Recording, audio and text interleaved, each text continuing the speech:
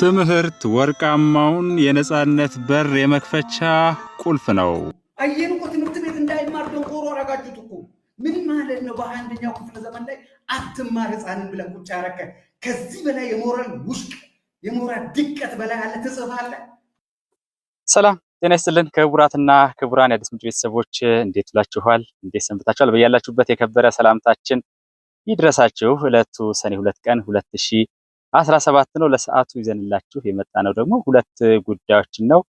የመጀመሪያው ጉዳይ እንግዲህ ከሁለት ቀን በፊት በደቡብ ጎንደር ዞን ላይ ጋይንት ወረዳ ላይ የአካባቢው የወረዳው ነዋሪዎች ከተለያዩ ቦታዎች ላይ በመሰባሰብ እየደረሰባቸው ያለውን እጅግ አስከፊ ሁኔታ ራሱን ነፃ አውጪ ታጋይ በሚል ነገር ግን በተጨባጭ ህዝቡን እየዘረፈ ትምህርት ቤቶችን የትምህርት አገልግሎት እንዳይሰጥ፣ የጤና ተቋማት ስራ እንዳይሰሩ፣ መንገዶች እንዲዘጋጉና የመሳሰሉትን ነገር በማድረግ እያስመረራቸው ስለሆነ በአካቸው አትዝረፉን፣ አትግደሉን በሚል ህዝቡ ወጥቶ በጣም ድምፁን አሰምቶ እንደነበረ እጅግ የሚያሳዝን መልእክት አስተላልፎ እንደነበረ ይታወሳል። እና ምናልባት ትንሽ ቀንጨብ አድርገን የተወሰኑትን ክፍሎች እንመልከታቸውና ይህንን ሰላም ያለውን ህዝብ ምን እንደፈጸሙበት ደግሞ ቀጥሎ እንመለከታለን።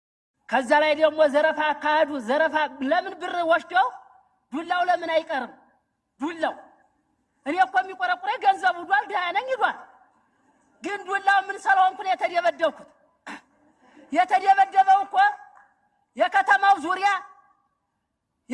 ዙሪያ እንጂ ከወረዳው የወጣ ጋይንት ወረዳ ላይ ሁላ ማት ያለ ለምን ጎበዝ እንፈራለን? እና ድርባ አንደር እንሙት ግን ሰርቻ ልጆችን አሳድጋለሁ ስል ሰርቻ ልደር። ደብረታቦር መሄድ ናፍቆናል፣ ጎንደር መሄድ ናፍቆናል፣ ባህር ዳር መሄድ ናፍቆናል። ያየነውን አይተናል። የሰላማችን መውረድን መደፍረስም ተመልክተናል። አገራችን ጃርታ ፍርቷል። መርዛማ ሾህ መነቃ የሌለው ሆኗል። ባልሆነ ነገር አገርን ነፃ አወጣለሁ የሚል ስሜት አይደለም። አገርን ነፃ ማውጣት የአካባቢው ህብረተሰብ ወንድሙን እህቱን ልቅሶ ሆኖ እንዳይመጣ የታመመ እህታችን ነፍሰ ጡር ወልዳ ልትገላገል ነፍሰ ጡር ወደ ባህር ዳር እንኳን ብትሄድ ወደ ደብረታቦር መጃታ እየታገተ ያለበት ዘመን ነው። የታች ጋይንት ወንበር ተፈልጦ እንጀራ መጋገሪያ ወጥ መስሪያ አልሆነም። እውነታው ይሄ ነው። ወንበር መጸዳጃ፣ ቢሮ መጸዳጃ አያሳፍርም? ስንናገረው ራሱ አያሳፍርም? ይሄ ውሸት ከሆነ ማንም ሰው ወርዳችሁ መጠየቅ ስለምትችሉ ማለት ነው። እንግዲህ ይሄ ቀደም ሲል የተመለከትነው ከሁለት ቀን በፊት በደቡብ ጎንደር ዞን ላይ ጋይንት ወረዳ ዙሪያ ያለው የማህበረሰብ ክፍል ተሰባስቦ ድምፁን ያሰማበት ነው። በዚህ ላይ እንደተመለከትነው ዝርፊያው፣ መከራው፣ እንግልቱ እና በተለይ ከትምህርት ጋር በተያያዘ እጅግ በጣም ብዙ ነገሮች አንስተዋል እና ባካችሁ ወደ ሰላም ተመለሱ የሚል ነው። እንግዲህ በትላንትናው ዕለት እጅግ በጣም አሳፋሪ የሆነ ነገር ደግሞ አጋጥሟል እና ይሄ ምንድነው እንግዲህ በምስሉ ላይ እንደምትመለከቱት በዚሁ በላይ ጋይንት ወረዳ የወለላ ባህር መሪ ማዘጋጃ ቤት ላይ ነው ጥቃት ተፈጽሞ ማህበረሰቡ የሚገለገልባቸውን አጠቃላይ ከመሬት ጋር በተያያዘ ከመሬት ዋስትና ጋራ ከጤና ጋር ከትምህርት ጋር እና ከሌሎችም በጣም በርካታ የሆኑ መሰረታዊ ሰነዶች ያሉበትን አገልግሎት የሚሰጥበትን ማዘጋጃ ቤት ሙሉ ለሙሉ አውድመው አፈራርሰው ሄደዋል። ይህ ለማህበረሰቡ በጣም ትልቅ ነገር ነው። ሁሉን ነገር የተገናኘው እንግዲህ ከማዘጋጃ ቤት አገልግሎት ጋር የተያዘ ነው። ማንኛውም ነገር ሲያስፈልግ ማለት ነውና በዚህ ሁኔታ የማህበረሰቡን መሰረታዊ ጉዳዮች ከፖለቲካ ጋር የሚያዝ ነገር አለ። ማዘጋጃ ቤት ምን ፈልገን እንደምንሄድ ይታወቃል። እንደው በጣም ከቀላሉ እነሳ ከተባለ አንድ ሰው ወደ ውጭ ሀገር እንኳን ይወጣል ተብሎ ሲባል ወይ ለትምህርት የሆነ ይሄዳል ሲባል የልደት ሰርተፊኬት የመሳሰሉ ነገሮች አሉ። ሰፋ ያለው ሌላው ነገር ተን ማለት ነው ከይዞታ ጋራ ከሌሎች ነገሮች ጋራ ከውሃ ከግብርና ከጤና ከመሰረተ ልማት እና የመሳሰሉት ነገሮች ጋር በተያያዘ ያሉ ዶክመንቶች በሙሉ በተለይ ደግሞ ሙሉ ለሙሉ ወደ ዲጂታላይዝ እየተደረገ አይደለም፣ ገና በሂደት ላይ ባለበት ሁኔታ ይህንን በማድረግ የራሱን ማህበረሰብ ከዛው የወጣበትን ማህበረሰብ መሰረታዊ አገልግሎቶች በዚህ ደረጃ እያወደመ ላንተ ነው የምታገልልህ ይለዋል። እና እንግዲህ በዓለም አቀፍ ደረጃ መቼስ ጦርነትም ሲባል ህግ አለ። ህግ የሌለው ነገር የለም እና አንዱ ከማይነኩ ተቋማት የነዚህ የሲቪል ተቋማት የሚባሉ ናቸው። ጦርነት መቼም የትም አያስፈልግም፣ አይጠቅምም።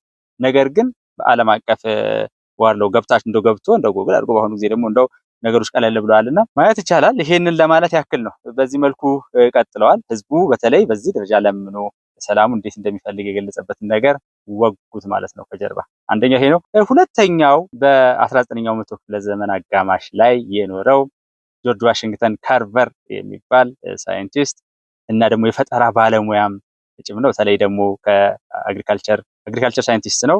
የሳይንቲስት ትምህርትን አስመልክቶ ምን ብሎ ነበረ? ኤዱኬሽን ኢዝ ኤ ኪ ቱ አንሎክ ዘ ጎልደን ዶር ኦፍ ፍሪደም። ትምህርት ወርቃማውን የነጻነት በር መክፈቻ ቁልፍ ነው ብሎ ነበር እና ሰዎች ከተማሩ በሌላ አባባልም እንደዚሁ ኤዱኬሽን ኢዝ ፓስፖርት ቱ ዘ ፊውቸር የሚልም አለ። እንደዚህ ትምህርት የቀጣዩ ዘመን ፓስፖርት ነው ለማለት ነው። ወደ ቀጣዩ ዘመን ለመሻገር ትምህርት የግድ ያስፈልጋል ማለት እና በትምህርት ላይ እየደረሱ ያሉት ምክሮች በጣም አስገራሚ ናቸው። እንዴት በዚህ ጉዳይ ላይ ቁጭ ብለን እንነጋገራለን?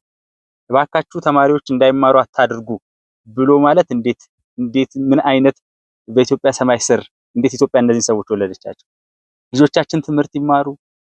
ላለፉት 2 ዓመታት አልተማሩ፣ ከትምህርት ተቆራርጠዋል፣ ትምህርቱን ረስተዋል። እንዴት ተብሎ የነጻነት ታጋይ ነኝ የሚል ምንም እንኳን በተግባሩ በላይ የለት ሽፍትነትና በጣም አጸያፊ ነገር ውስጥ የገባ መሆኑ ቢታወቅም ሁሉ ጊዜ ሰላሙ በር አልተዘጋም፣ ሰላሙ በር ክፍት ነው፣ ሰላም እጆች ተዘርግተዋል ብንልም እንዴት ትምህርትን አታደናቅፉ ተብሎ እስኪነገራቸው ድረስ ይደረሳል። ህዝብ በዚህ ደረጃ ወጥቶ ልጆች በሙሉ ተቀምጠዋል። በነገራችን ላይ ያለ እድሜ ጋብቻ የሚባለው 2 ዓመት 3 ዓመት እንደዚህ የተቀመጡ በሄዱ ቁጥር ዝም ብላ ከምትቀመጥ እየተባለ እጅግ አሳዛኝ በሆነ ሁኔታ በብዙ ትግል ቀርቶ የነበረው ሁኔታ አሁን እንደውም ቀጥሉበት አግቡ ይሄ ባህላችን የቆየ ነው እየተባለ ሁላ የሚሰማበት ነገር አለና እስኪ ደግሞ የተወሰኑ 1-2 መልእክቶችም ከዚህ ጋር በተያያዘ እንደው ሰምተናቸው እንመለስ። በትምህርት ጉዳይ ላይ አሁን አታስተምሩ የሚል ነገር እየገጠመን ነው። ይሄን ሁሉም ሰው እያለው ነው። ችግር የሚፈታው በምንም ሰውን እርዳታ በመስጠት አይደለም። ለዘለቄታ ችግር የሚፈታው በትምህርት ነው። ችግር መፍቻው ቁልፉ ትምህርት ነው። ትምህርት ተምረው የነበሩ ልጆች ቁዝሮ ረስተዋል እና ስለዚህ ያለው ህብረተሰብ ሆነ እናንተ ተባብረን ነገሩን ወደ ሰላም መልሰን ልጆቻችን የሚማሩበት ስልት ቢፈጠርልን ነው። ስለተሰጠኝ አመሰግናለሁ። ህዝባችን 1 እና 2 የኔ ወንድም ያንተ ልጅ የኔ ያክስቴ ልጅ ነው ይወጣ እየመከርን እናስገባ። ይሄው እንዲሰብሰብ ስንል ሰላም ስናገኝ በጣም አሪፍ ነው። ልማቱንም እንዲሰብሰብ ብለን እናለማዋለን። ይንጡና ይወዳደሩ፣ ቢሮውን ያዙልና አይምቱና አይግደሉና። ማንን ነው እየገደሉት ያሉ? ማንም ብለው ነው የተነሱ? በየጓሮ በየማጀቱ ነው እንዴ ነፃ ውጭ የሚወጣው? አይደለም። በየደጃፍ በየጓሮ ነው ወይ መስርተ ነፃ የምታወጣኝ? እባካችሁ ስለ እግዚአብሔር መረን እንደተባለው መረን ጥብቅ ብለን እባካችሁ ግቡልን፣ እባካችሁ ተው፣ በቃችሁ። አየን እኮ ትምህርት ቤት እንዳይማር ደንቆሮ አረጋችሁት እኮ። ምን ማለት ነው? በ21ኛው ክፍለ ዘመን ላይ አትማር ህፃንን ብለን ቁጭ ያረከ። ከዚህ በላይ የሞራል ውስጥ የሞራል ድቀት በላይ አለ ትጽፋለህ። ይሄንን ለማለት ነው እንደው በጣም ባጭሩ ማለት ነው። ትምህርት የቀጣዩ ዘመን መሸጋገሪያ ድልድይ ነው። የቀጣዩ ዘመን ፓስፖርት ነው። ወርቃማውን የነጻነት በር መክፈቻ።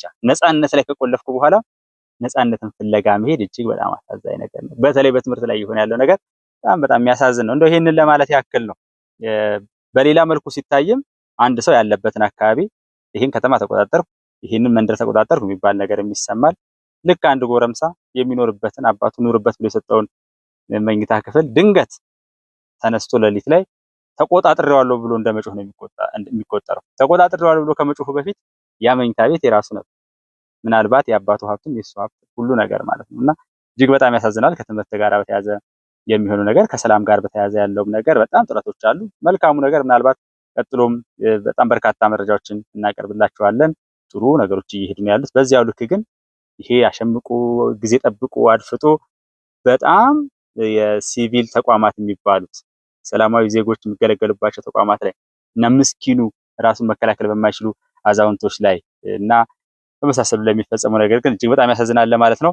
ይሄንን ተው ማለት ያስፈልጋል። ማህበረሰቡም አሁን መሮት ወጥቶ በጣም በግልጽ እየተናገረ ነው ያለው። ይሄ መቀጠል መቻል አለበት። እነዚህን 2 ነገሮች ለማጋራት ያክል ነው። ይህንን ቪዲዮ ላይክ እና ሼር እያደረጋችሁ እነዚህ በጣም እጅግ አስገራሚ የሆኑ ነውረኝነት የተሞላባቸው ድርጊቶች እንዲጋለጡ እንድታደርጉ በአክብሮት እጠይቃለሁ። ሰላም ቆዩ። እኔ እንደው በጣም ግራ ገብቶኛል። መንግስትማ ሰላም እያለ እስካሁን ከዚህ አዳራሽ እንኳን ስንት ጊዜ ህዝብን እያወያየን ስንት ችግር ሲፈጥር የነበረውን በሰላም እንዲገባ ውይይት ሲደረግ ቆይቷል። አሁንም ግን ሰላም እየተባለ ነው። ሰላምን አንፈልግም። የምንፈልገው ዘረፋ ነው። የምንፈልገው ሰው መግደል ነው። ወንድሙ መግደል፣ በቃ ይሄ ነው። ስለዚህ አሁን ምን ያደርግልናል? ከዚህ በኋላ እንግዲህ ሰላማትን ነጋዴም ተንቀሳቅሶ እንዳይበላ አድርገውታል።